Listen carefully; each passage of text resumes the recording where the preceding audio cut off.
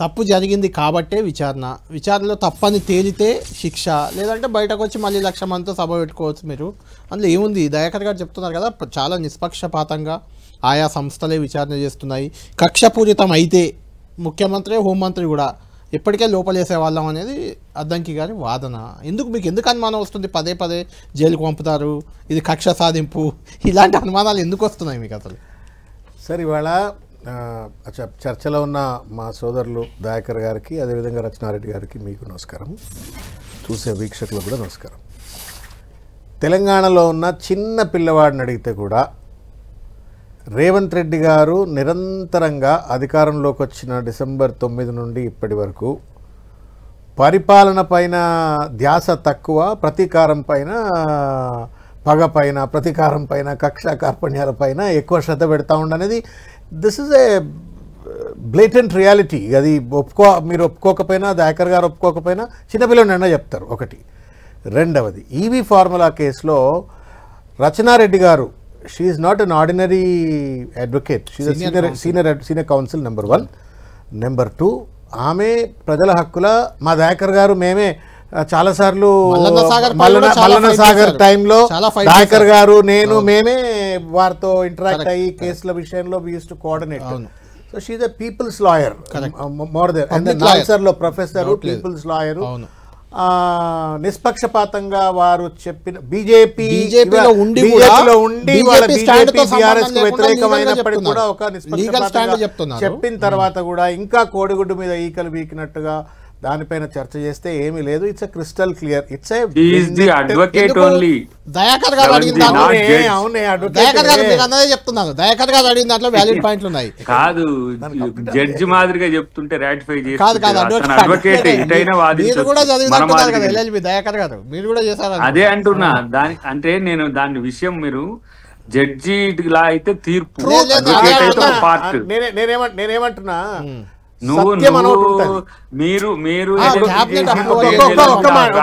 కావచ్చు కానీ ఆమె వాస్తవాన్ని మీరు అనుకుంటే మీకు అనుకూలంగా ఉంటే మాట్లాడుకోవచ్చు, కానీ నేను తనని కౌంటర్ చేయడానికి మాట్లాడతాను. ఎందుకంటే సార్ ఇప్పుడు 2 విషయాలు సార్. ఇది తెలుపు ఉందా నలుపుందా? ఇది తెల్ల కాగితమా నల్ల కాగితమా? నల్లగా ఉంది అని అంటే నేనేం చేయలేను. తెల్లగానే ఉందండి, ఇది తెల్లగా ఉంది. Truth is always like that. వారు 2-3 సూత్రమైన ప్రశ్నలు అడిగారు. ఏమన్నారు? ఎలక్టోరల్ బాండ్స్ ఇవ్వడం తప్ప ఒప్ప అంటే తప్పు కాదు అనేది నగ్న సత్యం. ఎందుకంటే ఏ గ్రీన్ కో పేరైతే చెప్తూ ఇవాళ కేటీఆర్ గారి పైన, బీఆర్ఎస్ పైన బురద చల్లుతున్నారో అదే green co company has also given money to Congress party. వాళ్ళకు కూడా కోట్ల రూపాయలు, 100,000 కోట్ల రూపాయలు వాళ్ళకు కూడా ఇచ్చినారు. ఇక దాని గురించి కంప్లీట్ చేయనీరే ప్లీజే, దయచేసి ప్రభుత్వం స్పాన్సర్ అనేది ఒక దానికి నన్ను కంప్లీట్ చేయనీరే ప్లీజే. అడిగిన దానికి సమాధానం చెప్తే బాగుంటది కదా మీరైనా. అరే నేను అడిగినానికి ఏమడిగినరు? సింపుల్ ఫ్యాక్ట్ అండి. ఇప్పుడు వారు ఏమన్నారు, ఎందుకు పెట్టినరు, ఖర్చు ఎందుకు పెట్టినరు, ఏం అవసరము అని చెప్పని మాట్లాడితే, ఇప్పుడు అందాల పోటీలు ఎందుకు పెట్టినరు? వీళ్ళు ఏమంటారు, you should allow me to complete, please hold your breath. Okay, hold your breath. Cabinet decision అది. నన్ను కంప్లీట్ చేయని చెప్పండి. ఇట్లా మాట్లాడితే అన్యాయం ఇది. చెప్పండి. నేనేమంటున్నా, అందాల పోటీలు ఎట్లా పెట్టినారు మీరు? ఇది కాదు అని నన్ను కంప్లీట్ చేయనియండి, అందుకే అంటున్నాను. శ్రావణ్ గాంధీ కంప్లీట్ చేద్దాం, క్యాబినెట్ డెసిషన్ లోనే మాట్లాడతా. వారు రచనారెడ్డి గారు ఒక మాట అన్నారు, it is a continuation of A event which was started before it self. ఇది సెకండ్ టైం ఈవెంట్ జరగడానికి, అది రద్దు కాకుండా ఉండడం కోసం అని చెప్పని, దానివల్ల తెలంగాణ రాష్ట్రానికి దాదాపు 50,000 కోట్ల రూపాయల పెట్టుబడులు వస్తాయి అన్నట్టు ఒక ఉద్దేశంతో అమర్ రాజా లాంటి కంపెనీ కావచ్చు, హ్యుండాయ్ కావచ్చు, తర్వాత బిల్చి ఎలక్ట్రిక్ కావచ్చు, ఎలాక్స్ కావచ్చు, ఎటెరో కావచ్చు, గ్రావిటాన్ కావచ్చు, అపోలో టైర్స్ కావచ్చు, బాస్కో గ్లోబల్ కావచ్చు, ఫిస్కర్ సెటప్ కావచ్చు, ఎంజీ గ్రూప్ కావచ్చు, టీఎస్ విత్ టాస్ కావచ్చు, ఇవన్నీ కంపెనీస్ అన్నీ కూడా ఈవీ మ్యానుఫ్యాక్చరింగ్, ఈవీ వెహికల్ మ్యానుఫ్యాక్చరింగ్కు ఆ సెక్టర్ని ఎక్స్పాన్షన్ కోసం ఒక అద్భుతమైనటువంటి ఒక ప్లాట్ఫామ్ తయారు చేయాలా. ఆ కంపెనీలన్నీ కూడా హైదరాబాద్కి వచ్చి ఇక్కడ ఉన్నటువంటి ఒక వాతావరణాన్ని చూడాలని ఉద్దేశంతో పెట్టినటువంటి ఒక ఈవెంట్ అది. అదేమో ఇప్పుడు నేను అంటాను, ఇప్పుడు వినోదం కోసము వెహికల్ రేసులలో ఎట్లా బండ్లు ఉరికిస్తున్నారు చూస్తాం కోసం పిలిపించిండ్రు అని ఇంతకుముందు కూడా లాస్ట్ టైం డిబేట్లు అయినప్పుడు కూడా మాట్లాడారు. ఇప్పుడు అందాల పోటీలు వచ్చిన ఆడవాళ్ళందరినీ చూడటం కోసం పెట్టినారు అంటే న్యాయంగా ఉంటుందా చెప్పి? దాని మీద మీరు కేసు వేయండి, తర్వాత అది కూడా చెప్తాను, ఆ చర్చ కూడా చేద్దాం మనం. దయాకర్ గారు ఆ చర్చ కూడా చేయాలి, ఎందుకంటే మీరు నేను అంతా మనం సోషల్ 30 సెకండ్సే ఒకటి మీకు ఆ హక్కు లేనప్పుడు బదలాయింపు చేయకూడదు. థర్డ్ పార్టీ స్పాన్సర్షిప్ వేరే ఉంటుంది. మీరు చెప్పింది ఇంతకుముందే కానీ వాళ్ళు వస్తే మమ్మల్ని కూడా మాట్లాడి తీసుకుందాం. శ్రావణ్ గారు, రచనారెడ్డి గారు కంప్లీట్ ఏదో మాట్లాడుతూనే ఉన్నాడు చట్టంకి ఇట్లా తెలిసినట్టు. శ్రావణ్ గారు, మనం అద్దంకి దయాకర్ గారు చెప్పింది విన్నాం. అంటే ఇందులో సరే అవినీతి విషయం ఉందా లేదా అనేది ఒక చర్చ అయితే, రెండోది ప్రొసీజర్ ల్యాబ్స్ అయితే ఉన్నాయి. రచనారెడ్డి గారు చెప్తున్నారు ఆల్రెడీ ఫార్ములా ఈ ఫస్ట్ ఫేజ్ అయిపోయింది కాబట్టి సెకండ్ ఫేజ్కి క్యాబినెట్ అప్రూవల్ కూడా అక్కర్లేదు అనేది అడ్వకేట్గా కూడా ఆమె చెప్తున్నారు. అయితే నేనేమంటున్నానంటే ఎలక్షన్ కమిషన్ కంట్రోల్లో ఉన్నప్పుడు 44 కోట్లు రిలీజ్ చేయడం అనేది అంత అర్జెన్సీ కాదు కదా, అది అంత అర్జెంటుగా ఎందుకు చేశారు అనేది ఒక చర్చ. రెండోది అప్పుడు అధికారిగా ఉన్న అరవింద్ కుమార్ ఆయన్నే కన్ఫెషన్ స్టేట్మెంట్ ఇచ్చారు, దాని ఆధారంగానే కేటీఆర్ని విచారించారంటున్నారు. అరవింద్ కుమార్ ఏమో వెళ్ళిపోయాడు విదేశాలకు, అనుమతి లేకుండా, ప్రభుత్వ అనుమతి లేకుండా వెళ్ళిపోయాడు స్వీడన్ అనేది ఈరోజు కాంగ్రెస్ ఎంపీ చామల కిరణ్ కుమార్ రెడ్డి చెప్తున్నారు. నేను I'm going on record and I request you to do it, telecast it again also. Sure. ఈ అనుమతి లేకుండా అరవింద్ కుమార్ పోయిండో పోలేదో నాకు తెలియదు, కానీ రేవంత్ రెడ్డి గారు ముఖ్యమంత్రి అయిన తర్వాత ఇప్పుడు చాలామంది ఐఏఎస్ ఆఫీసర్లు బ్యాంకాక్లు, థాయిలాండ్లు, జపాన్లు, అమెరికాలు ఏం గిర్మిషన్లు లేకుండా పోతున్నారు. వాటి సంగతి కూడా 2-3 రోజుల వెనక బయట పెడితే అది వేరు ముచ్చట. రెండోది ఏంటి అంటే సార్, ఇది it's a pre existing contractual obligation. Number 1, ఇది ప్రీ ఎగ్జిస్టింగ్ కాంట్రాక్చువల్ ఆబ్లిగేషన్. ఒకవేళ గనక ఆ కాంట్రాక్చువల్ ఆబ్లిగేషన్ ఫుల్ఫిల్ చేయకపోయినట్టయితే వాడు ప్రపంచంలోనే అత్యంత హై డిమాండ్ ఉన్నటువంటి ఒక రేస్ ఇది. ఇంతకుముందు చంద్రబాబు నాయుడు ఎంతో కష్టపడితే, నరేంద్ర మోడీ లాంటి వాళ్ళు ఎంతో కష్టపడితే కూడా అది గుజరాత్ లాంటి ప్రాంతానికి పోకుండా తెలంగాణకు వచ్చినటువంటి ఒక ఈవెంట్ అది. ఒకవేళ గనక మనము ఆ గ్రీన్ కో బయటికి పోయింది కాబట్టి డబ్బులు గనక వాడికి ఆ కాంట్రాక్చువల్ ఆబ్లిగేషన్ ఫుల్ఫిల్ కాకపోతే, నాయన నీకో దండం, నేను తెలంగాణకు రాను, ఇండియాకు రానంటాడు, తర్వాత తెలంగాణ రానంటాడు. దానివల్ల కేటీఆర్ గారు ఏదైతే Telangana electric vehicle and energy storage policy అని చెప్పని ఏదైతే పాలసీ డాక్యుమెంట్ తయారు చేసినారో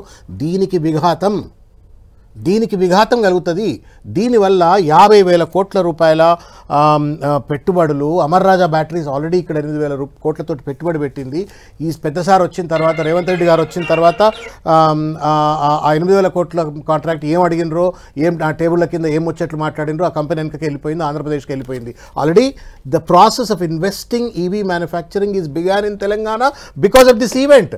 700 కోట్ల రూపాయల ప్రత్యక్ష పరోక్షమైనటువంటి ఒక రెవెన్యూ జనరేషన్ జరిగిందన్న దాని తర్వాత కూడా దీనివల్ల ఒక పెద్ద ఎత్తున ఈవీ రంగం, ఇండియాలో ఈవీ వెహికల్ మ్యానుఫ్యాక్చరింగ్ ఒక సన్ రైజ్ సెక్టర్గా తెలంగాణలో ఎదగడానికి అవకాశం ఉన్నటువంటి దాన్ని పట్టుకొచ్చి తద్వారా పెట్టుబడులు, ఉపాధి కల్పించేటువంటి రంగం పట్టుకొస్తే, అది రాకపోతే ఇదంతా నష్టమవుతుందని చెప్పని బ్యాంక్ టు బ్యాంక్ ట్రాన్స్ఫర్, అది అవును ఇట్స్ ఏ ట్రాన్స్ఫర్. ఇప్పుడు రేవంత్ రెడ్డి గారు బ్యాంక్ టు బ్యాంక్ అన్నారు కాబట్టి ఆర్బీఐ గైడ్ లైన్స్ ను ఉల్లంఘించారని ఫైన్ వేశారు కదా. నేను బ్యాంక్ అయితే ట్రాన్స్ఫర్ చేసింది కదా, బ్యాంక్ ట్రాన్స్ఫర్ చేసినప్పుడు ఇది ప్రొసీజర్ ల్యాబ్స్ ఏమైనా జరిగితే బ్యాంక్ కోడ్కి సంబంధంగా కేటీఆర్ కాదంట, కేటీఆర్ కాదు, అది బ్యాంక్ కోడ్కి సంబంధము. ఆఫీసర్ ఎవడైతే ఏం రూల్ ఫాలో అయ్యి ట్రాన్స్ఫర్ చేసిండో ఒకటి. రెండోది ఏందండి, మన హెచ్సియు భూములు తాకట్టు పెట్టి 400 ఎకరాల భూములు తాకట్టు పెట్టి 8,000 కోట్లు పట్టుకొచ్చినారు. ఐసిఐసిఐ బ్యాంక్ ఒక ప్రైవేట్ మర్చెంటైల్ కంపెనీ నుండి 10,000 కోట్ల రూపాయలు పట్టుకొచ్చింది. ఎంత లంచం ఇచ్చిండ్రండి? క్యాబినెట్ అప్రూవల్ తీసుకున్నారు రేవంత్ రెడ్డి? 140 కోట్ల రూపాయల లంచం ఇవ్వడానికి, కమిషన్ ఇవ్వడానికి, బ్యాంక్ లోన్ తీసుకురావడానికి ఇచ్చిండా? ఆ రకంగా ఏమన్నా కేటీఆర్ గారు చిల్లరతనానికి పాల్పడ్డా, లంచాలు ఇచ్చేందుకు పాల్పడ్డా? ఒక సెక్టర్ను పట్టుకురావడం వల్ల ఒక ఈవెంట్ కండక్ట్ చేయడం వల్ల ఇవాళ ఏంటి అందాల పోటీ ఏం మాట్లాడుతూ ఉన్నారు రేవంత్ రెడ్డి గారు? అందాల పోటీ వల్ల పెట్టుబడులు వస్తాయంటే చెడ్డ పేరు వచ్చింది, అది వేరు ముచ్చట. నన్ను వేష్యగా చూసిండ్రు అని చెప్పని మిల్లా మ్యాగీ అన్నది వెళ్ళిపోయింది, అది వేరు ముచ్చట. నువ్వు పెట్టుబడులు తెస్తా అని నువ్వు మిస్ వరల్డ్ కండక్ట్ చేస్తే లెజిటమేట్, మంచిది.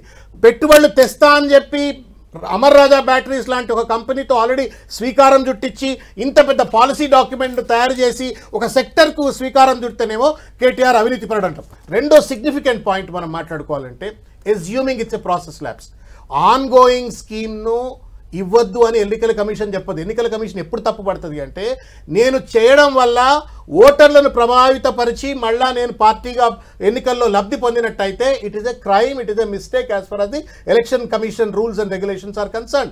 ఇంట్లో ఎవరికి కూడా ఏ రకమైనటువంటి ఒక ఓటర్ల ప్రభావితం చేసే చర్య కాదు. నెంబర్ 1. నెంబర్ 2 ఏంటి అంటే, ప్రాసెస్ వయలేషన్ కు యాంటీ కరప్షన్ బ్యూరోకి ఏం సంబంధం చెప్పండి. అడుగుదాం ఒక్క మాట. ప్రాసెస్ వయలేషన్ కు యాంటీ కరప్షన్ బ్యూరోకి ఏం సంబంధం? పాయింట్ అర్థమైంది.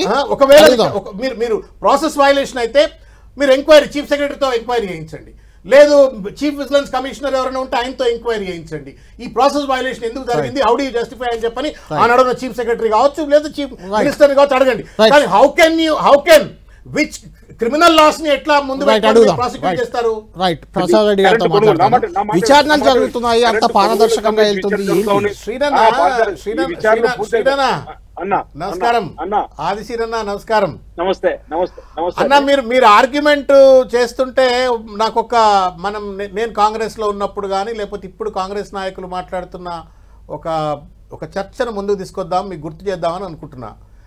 దేశవ్యాప్తంగా భారతీయ జనతా పార్టీ ప్రభుత్వం ఇన్స్టిగేట్ చేస్తూ ఎన్ఫోర్స్మెంట్ డైరెక్టరేట్ను, సిబిఐని కూడా వెపనైజ్ చేసి కాంగ్రెస్ పార్టీ నాయకులు ముఖ్యంగా తర్వాత అపోజిషన్ పైన దాడి చేసిండ్రని ఆ కోవలోనే పొంగులేటి శ్రీనివాసరెడ్డి, ఆ కోవలోనే రేవంత్ రెడ్డి, ఆ కోవలోనే ఇవాళ సిబిఐ రాహుల్ గాంధీ, సోనియా గాంధీ మొత్తం సిబిఐని మిస్యూజ్ చేస్తున్నారు అని చెప్పారంటే బీజేపీ పెద్ద పెద్ద నాయకులు ఏమన్నారంటే, ఇప్పుడు ఆదిశీనన్ అన్నట్టే చట్టం తన పని తాను చేసుకుంటూ పోవాలా, మీరు ప్రభుత్వంలో ఉన్నారా, ప్రభుత్వంలో ఉన్నప్పుడు మాకు అనేక విషయాలు తెలుస్తాయి కాబట్టి let lord takes its own course of action అని చెప్పని అన్నారు. మీ దగ్గరకు వస్తేనేమో అట్లెట్లా అంటావు అని చెప్పని బీజేపీ మీద ఎగిరెగిరి పడ్డరు ఆ రోజు. ఇవాళ మీరు మాట్లాడుతున్నది ఏం చెప్పండి, ఇది సేమ్ లాంగ్వేజ్ కాదా? మీకు అనిపిస్తలే? మీకు అనిపించట్లే సీనా? మనం ఎగ్జాక్ట్ బీజేపీ వాళ్ళ సిబిఐ, ఈడీ రైట్లను డిఫెండ్ చేసుకోవడం కోసం వాళ్ళు ఏ భాష అయితే మాట్లాడినరో మీరు కూడా అధికారాన్ని అడ్డం పెట్టుకొని ఒక ప్రొసీజరల్ వయలేషన్ ఒకవేళ ఉంటే కూడా తలకు మోకాలకి బోడిగుండుకు ముడిపెట్టినట్టుగా ఏసీబీకి ప్రాసెస్ వయలేషన్ కు ముడిపెట్టి మీరు కేటీఆర్ ను విడతల వారీగా పిలిచి 9 గంటలు కూర్చోబెట్టి ఒక ఏం సంతోషాన్ని తీసుకుంటున్నారో ముఖ్యమంత్రి గారు తెలియదు కానీ రెండోది అన్న వేములవాడ రాజన్న దగ్గర ఉంటాడు అన్న ధర్మాత్ముడు మా సీనన్న. ఒక విషయం ఏంటంటే, ఇది బ్యాంక్ టు బ్యాంక్ ట్రాన్స్ఫర్ అన్న, ఇదేదో బ్యాగ్ లో పట్టుకొచ్చి ఇచ్చిన డబ్బులు కాదే. బ్యాగ్ లో పట్టుకొచ్చి ఇచ్చిందంటే అనుకోవచ్చు. అడ్వకేట్ రచనారెడ్డి గారు చెప్తున్నారు, మీరు కూడా అదే అంటున్నారు. ఇప్పుడు మనకు తెలుగులో సామెత ఉంటుంది, తాచెడ్డ కోతి వనమెల్ల చెడిచే అని చెప్పని. 89 క్రిమినల్ కేసులు నమోదు కాబడ్డటువంటి ఒక వ్యక్తి వాళ్ళ ముఖ్యమంత్రిగా ఉన్నారు. 14 కేసులు కేటీఆర్ పై. మా రేవంత్ రెడ్డి గారు వచ్చిన తర్వాత 18 నెలల కేటీఆర్ గారి పైన 14 కేసులు. 18 నెలల పాటు గత ప్రభుత్వం సాధించిన, కేసీఆర్ గారి నేతృత్వంలో సాధించిన ప్రతి విజయాన్ని చిన్నగా చూపెట్టే ప్రయత్నం చేసి రాష్ట్రాన్ని అప్రతిష్ట పాలు చేసిండ్రు. తర్వాత దాంతోపాటుగా 18 నెలల పాటు భూతద్దాలు పెట్టుకొని దెవలాడిండ్రు, ఎక్కడ పట్టుకోవచ్చు, ఎక్కడ జైలుకు పంపాలని చెప్పని. మేము కూడా అధికారంలో ఉన్నాం కదా, మాకు కూడా తెలుస్తుంది ఆయన ఏమేమి ప్రయత్నాలు చేస్తున్నాం. ఆయన ఫోన్ ట్యాపింగ్ చేసినంత మాత్రాన ఆయనకే తెలుస్తుంది, మాకు సమాచారాలు రావడం ఉండదు కదా. కాబట్టి నేనేమంటున్నా అంటే, ఆయన చాలా ప్రయత్నాలు చేస్తూ ఉండే, కేసీఆర్ గారిని ఎట్లు ఇరికేయాలా, హరీష్ రావు గారిని ఎట్లు ఇరికేయాలా, కేటీఆర్ గారిని ఎట్లు ఇరికేయాలా, ఇంకా వీళ్ళ నాలుగు ఎట్లు ఇబ్బందులు పెట్టాలా అని చెప్పని రకరకాల ప్రయత్నాలు చేస్తూ ఉన్నాడు. ఎన్ని ప్రయత్నాలు చేసినప్పటికీ కూడా సత్యమేవ జయతే, ట్రూత్ విక్ అవుతుంది. ఇవాళ దురదృష్టం ఏంటంటే, రేవంత్ రెడ్డి గారు మహాభారతంలో దుర్యోధనుడి పాత్ర పోషిస్తూ ఉన్నాడు.